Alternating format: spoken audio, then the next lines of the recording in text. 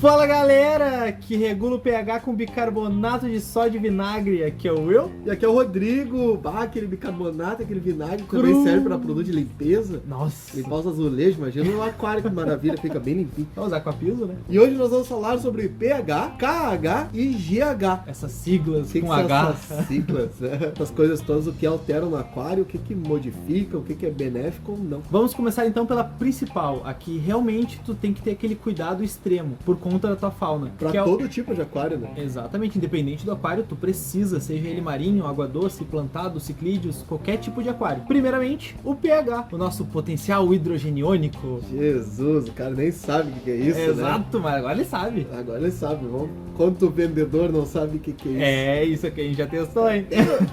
Esse é aquele até 30 anos de aquário, mas aí tu fala isso aí, o cara... ele deita no chão em posição fetal, né? O cara fala assim, sim, eu tinha uns 3 no meu aquário assim. Tipo isso, quer sair por cima, né?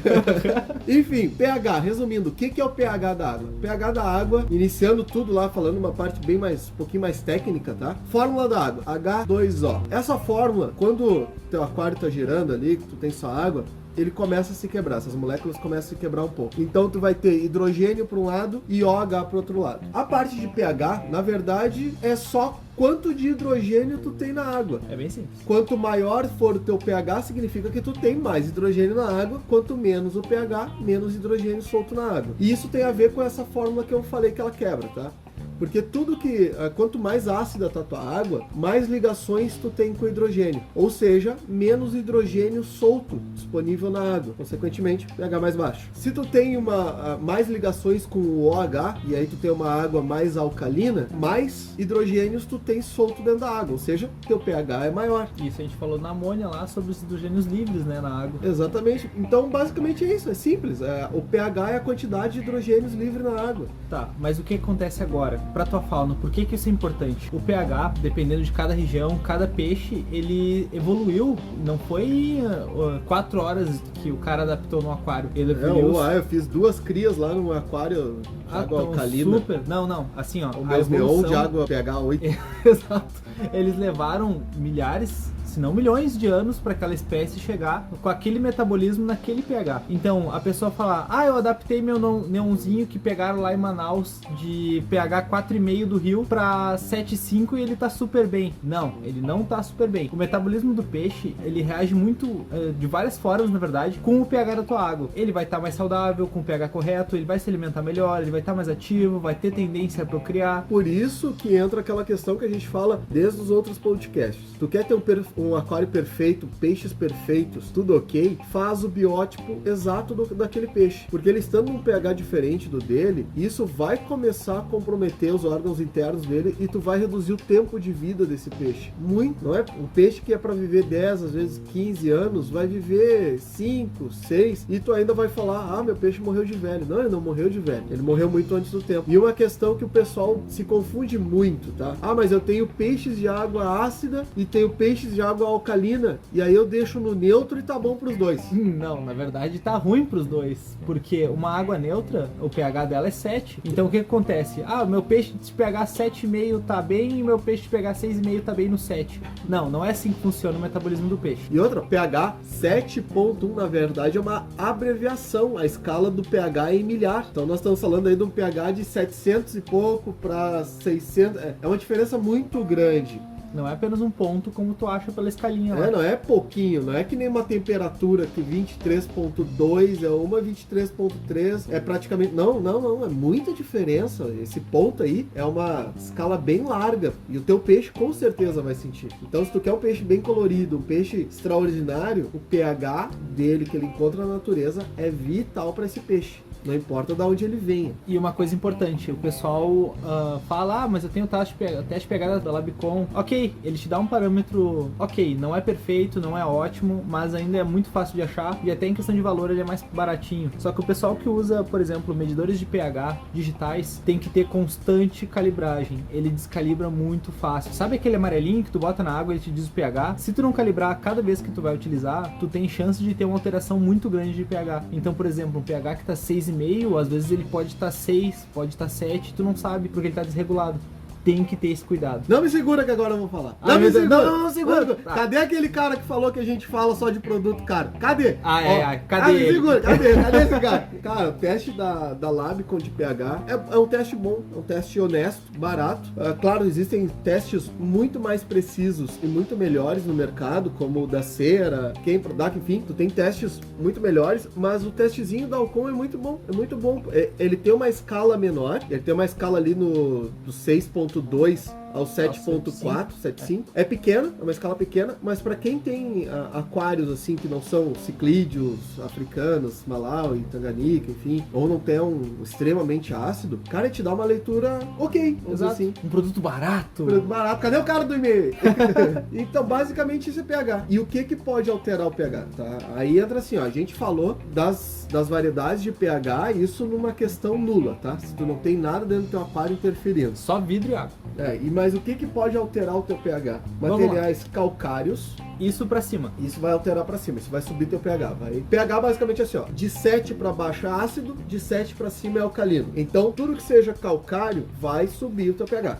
Exatamente. A gente brinca com o bicarbonato de sódio porque ele aumenta o pH, mas numa taxa extremamente rápida e que o metabolismo do teu peixe vai sentir com certeza. Então a gente não recomenda isso aí, pessoal. A gente fala brincando as intro, pelo amor de Deus. E outra coisa, o bicarbonato de sódio, o nome dele já tá dizendo, sódio é sal. Sal puro. O sal vai ficar no teu aquário e o bicarbonato, depois esse carbono vai ser trabalhado, ele vai evaporar. Se tu tem plantas, tuas plantas vão sofrer, porque planta não pode ter sal, né, não sódio. Fora peixes que não resistem à salinidade, tu vai começar a sofrer também. E esse tipo de mudança é uma mudança que pode não matar teus peixes naquele momento, mas com certeza a longo prazo vai acontecer alguma coisa. E aí tu nunca vai saber, ou tu nunca vai ligar os pontos para dizer, foi o bicarbonato, foi o pH, foi o vinagre. Tu nunca vai chegar a essa conclusão, porque pra ti tá certo, pra ti não. E aí entra mais uma parte, que é aquela da responsabilidade das pessoas, que tem gente que sabe que não dá certo, tem gente que sabe que é um negócio errado, mas mesmo assim ele quer provar, porque ele é o teimoso, porque olha aqui, ó, funciona, ó, dá certo. Exato, daí larga nos grupos lá. Não dá certo, cara, não faz isso. Hoje a gente tem química no mercado muito eficiente, nós temos químicas que os caras simplesmente não dizem o que é. Por que tu acha que eles iriam botar bicarbonato dentro da Exatamente. Então, tem produtos mais completos aí hoje no mercado. Se tu quer, às vezes, subir o pH, meu pH tá muito ácido, vou usar um bicarbonato. Não usa bicarbonato. Tem produtos aí, tu tem a Cera, tu tem Siquem. Não recomendamos alcali. Nesse ponto a gente não vai recomendar alcali, porque o alcali da Labicon, ele é carbonato de sódio, tá? Não é, nem pra bicarbonato serve. Exato. Então, assim, é a mesma coisa, o teu pH vai subir momentaneamente e logo já vai descer, porque tu não tem uma reserva alcalina sendo formada. E agora a gente vai explicar, que é o KH, aqui em que é a breve a reserva gente já alcalina. fala. Mas, outra coisa, por que não recomendamos também, às vezes, o uso de calcário? Eu vou usar, sei lá, uma dolomita, eu vou usar uma concha, eu vou usar materiais que vão subir o meu pH. Basalto. Vou usar materiais para subir o meu pH, já que ele tá muito ácido. Imagina assim, tu tem um pH de 6.2. Tu usou esse material. O teu pH subiu para 6.8. Temos 0.6 de diferença, certo? Aí ele estabilizou em 6.8. Só que aquelas bactérias que estavam em 6.2 começam a morrer e começam a dar lugar para a bactéria do 6.8. Exato. E essas bactérias do 6.2 que estavam tentando puxar o pH de novo para baixo, que tem bactérias que liberam enzimas na água para tentar controlar o pH de onde ela nasceu. Essa do 6.8 que toma o lugar dela, não vai agir, não vai interferir em nada. E aí esse 0.6 continua subindo. Claro. Então ele vai subir mais 0.6. Vai para 7.4. Exato. Ou seja, ele vai ficar sempre largando na água essa substância. E o teu pH vai ficar sempre subindo. É só questão de tempo. Ele sempre vai continuar no mesmo gráfico ascendente. Para materiais ácidos, eu quero acidificar minha água. É o inverso. Eu quero acidificar minha água. Vou usar tronco, vou usar turfa, vou usar, sei lá, tem gente que usava até xaxim, enfim, um monte de coisa. Tudo que é matéria orgânica. Tudo que é matéria orgânica acidificada. Vai resolver? De primeiro momento vai. Pode ser muito rápido? Pode, mas nenhuma delas tem efeito tampão. Exato, não vai E ainda mais se tu tem material calcário dentro do teu aquário. Eu fiz, sei lá, eu usei dolomita no fundo do meu aquário. Ou usei basalto. Uma área de superfície gigantesca, né? Ou usei rocha, enfim, tá alcalinizando lá. Eu vou usar um tronco para equalizar. Não vai funcionar. Não, tu teria que botar muitos troncos Não, isso, não só isso, né? Porque tu tem um calcário sendo liberado ali, um calcário constantemente tá sendo liberado na água, e a área de superfície é absurdamente maior do que só do tronco. A não ser que picasse o tronco e deixasse em cima. Então, se tu tem algo na tua água que modifica os parâmetros dela, se é algo mineral, não adianta tu tentar brigar para puxar para ácidos, não vai conseguir. Vai gastar muito com buffers. Tu vai gastar um aquário novo com buffer e ainda assim não vai conseguir. Exato. Então, tira o que é calcário de dentro, tira o que é os minérios lá que estão alcalinizando, que vai resolver a situação. Depois que a reserva alcalina se quebrar, aí ele volta ao normal. E tem produtos que hoje regulam essa reserva alcalina, que quebram a reserva alcalina para baixar. Converte em CO2, né? No caso, o acid buffer da Skem. Porque uma coisa é tu ter uma reserva alcalina alta e tu só jogar um ácido para baixar o pH momentaneamente, e depois essa reserva alcalina libera a alcalinidade novamente. Ele sobe o pH todo de novo, que é o caso do acid da Lar. Então, pH, rapidamente, não muito detalhado, é isso aí que a gente falou. Não muito detalhado?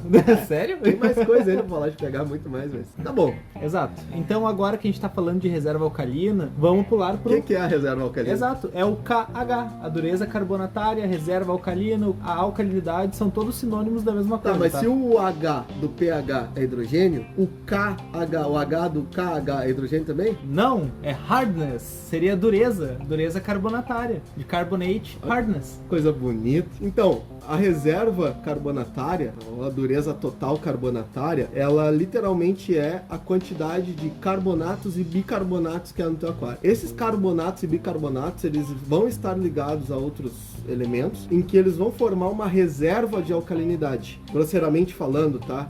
É a parte alcalina que não está mostrando no pH, de certa forma, mas que quando o pH quer descer, ela é liberada no teu aquário para fazer meio que um efeito tampão. Com isso, tu tem uma estabilidade de pH, principalmente o pessoal que implantado a gente tende a ter um KH maior, sim, até 10, 11 de KH, para que quando a gente entre com o CO2, o pH não baixar tanto. O que é normal, o pessoal que tem implantado, quando tá injetando CO2 durante o dia, o pH tem uma leve caída, às vezes uma caída bem bruta. Exato. E para não ter essa caída muito bruta, tu precisa ter uma reserva alcalina alta. Já o pessoal do marinho já sabe muito melhor do que a alcalinidade, né? Porque é consumido pelo próprio aquário. Né? Exatamente, é um dos parâmetros principais do aquário. A gente não vai entrar nesse marinho agora, porque já é uma outra parte. Exato. Mas em breve teremos. Mas enfim, pro aquarismo doce, a reserva alcalina ela é muito mais importante para aquários plantados, quando tu tem ingestão de CO2, para ele não ter esse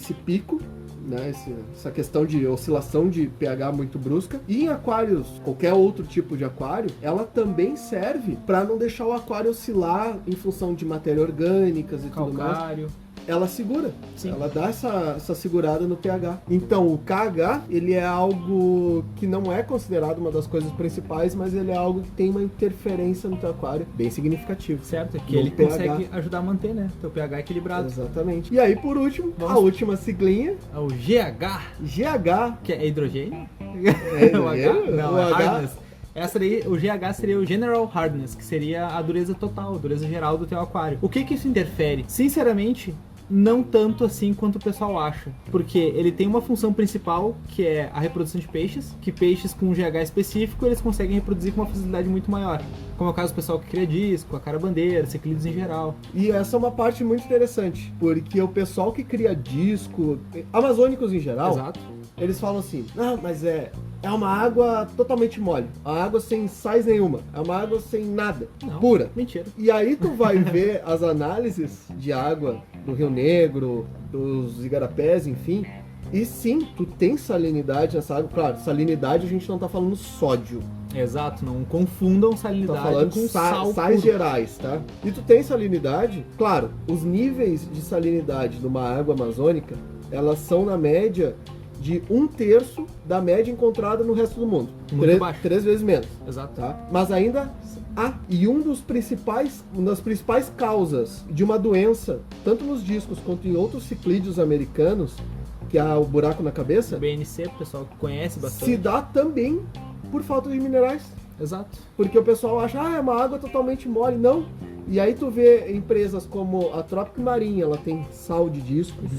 Tu tem a Siquem, que tem o American Cyclid Salt. Exato.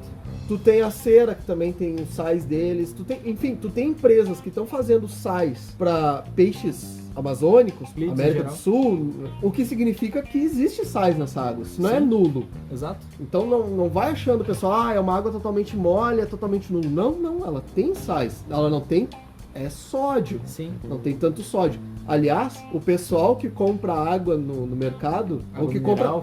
compra qualquer água em qualquer lugar, Aquelas de 20 litros. enfim, qualquer água que tu Sim. comprar em qualquer lugar, sabe por que ela se chama água mineral? Porque ela tem minérios, ela não é puro. Agora aquela que faz aquele boom na cabeça, né? Pô, Capaz! sério. Ela se chama água mineral porque ela tem minérios.